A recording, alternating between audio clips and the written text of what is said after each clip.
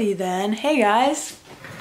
Ooh, today we're gonna talk to you a little bit about me. No.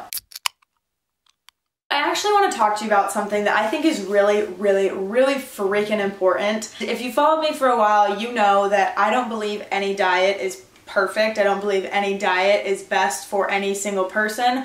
Everybody's different. We all need different techniques, all need different diets, all need a different set of rules to be successful in a fitness journey, program, what have you. I'm actually going to talk about why my diet is not optimal. Not optimal.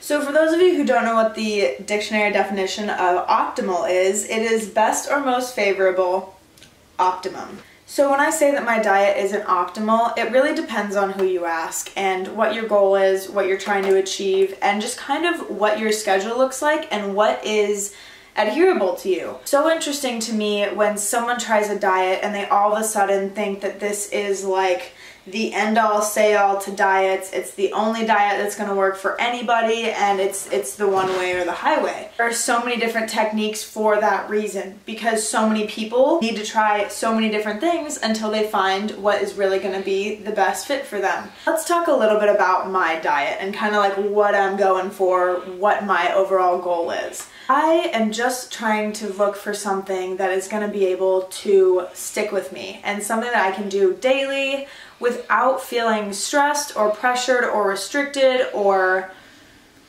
like I have to do something or have to eat something or eat a certain way. I really just want food freedom, but in a healthy way. Even when I say it's been a long journey and we are still not there yet, we are getting there, and I think posting this video is something that's really going to help a lot of other people in that same kind of confused mindset, like, well, what the hell do I eat if everything seems to be a problem these days? My diet, I really am just looking for something that's sustainable and something that isn't going to be restrictive and something that isn't going to make me feel like I'm eating too much, eating too little. I want to feel nourished and my workouts feel good. I want to feel energized.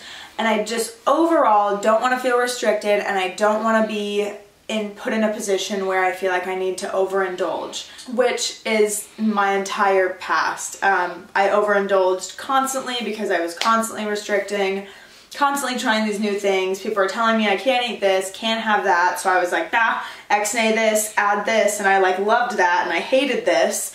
And so there was just all these voices in my head that was telling me that the way that I was doing things wasn't right when they might have been working for me. Let's talk about kind of what my diet looks like. If you haven't had or haven't seen any of my full day of eatings or my TikTok or any of the stuff that I post on my Instagram, I generally eat pretty healthy. Like if a client came to me and I was like, hey, what does your diet typically look like? And they sent me my FitnessPal, like my personal FitnessPal account and like my day-to-day weekly breakdown, whatever, I'd be like, dude, good for you.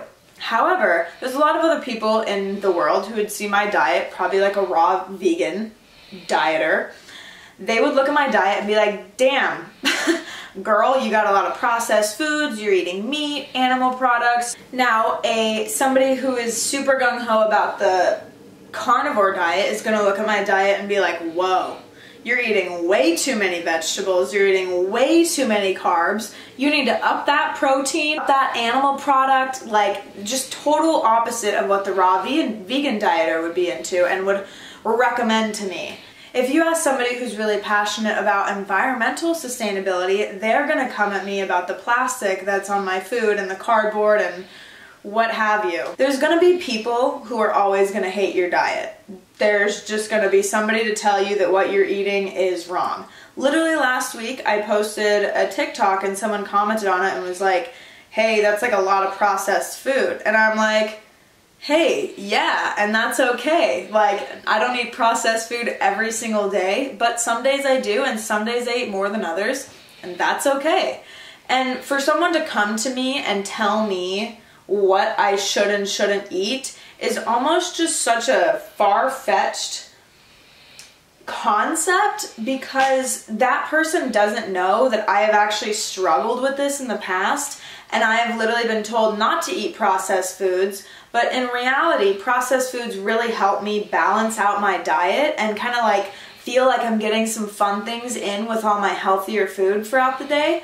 And I just think that's okay. I personally think that I'm entitled to a little bit of processed food here and there. Doesn't mean that I don't care about the environment. That doesn't mean that I don't care about animals and I don't care about, you know, the future of the world, but I can't put all that pressure on my back all the time, every single day. I don't need to single-handedly carry that weight on my shoulders because I also have the pressure of wanting to have a healthy relationship with food, and that outweighs any other options that I have right now because that is my goal, and that is something that I've struggled with for a really long time. There is absolutely no reason to 100% ditch a food if it isn't bringing you any harm. Now, if you're, you know, eating a lot of processed food and you notice that, try to lessen it. If you're eating a lot of meat and animal products, try to lessen it.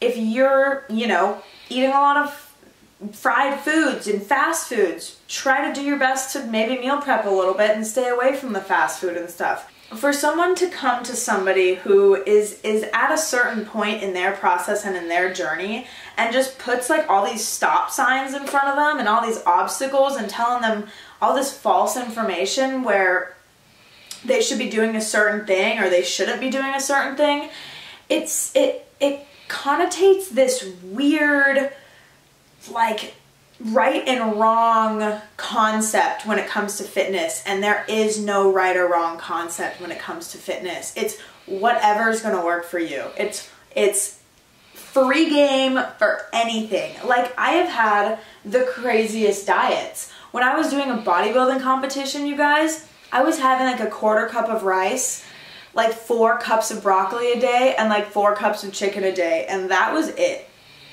Now, my body is so much happier, so much healthier, and just doing so much better than it ever was when I was bodybuilding, bikini competitioning, the whole 9 yards for getting that lean. And while at the time that was the most optimal diet for the position that I was in, well, I wouldn't say optimal. And at the time, that was the diet that I was doing, and that diet won me contests, and, you know, I got trophies, I got opportunities, and that's all fine and great, but that was then, and I'm where I am now. So let you know that me being a fitness professional, being somebody who has trained hundreds and hundreds of clients, being somebody who has had years of experience of going in and out of, you know, the cycle of healthy eating and the cycle of unhealthy eating and a little bit of both and a little bit of neither,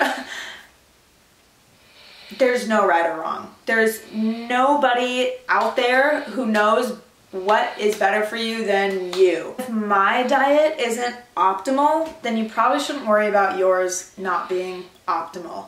We all want to work towards being better, you know, having more fruits and vegetables, having more freshly cooked food, having less processed food, less plastics, less waste in general, less animal products. We all totally care about that stuff, but if you aren't in a position where you have like a sustainable diet, maybe totally cutting animal products out of your diet isn't the right move. Maybe totally cutting processed foods out of your diet isn't the right move.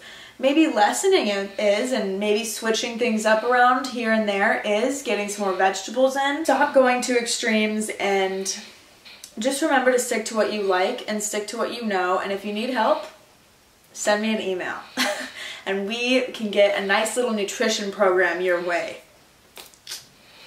With all that being said and done, I want to show you guys some of my favorite meals, some of my staple dinners that Austin and I cook. Over the past like 2 weeks, I've taken meals that are in constant rotation in my diet and recorded them for you, like step-by-step recipe and all the ingredients and all that good stuff. And I put it in a nice little collage, so if you guys are interested in that, then keep watching and I will chat with you in the next video.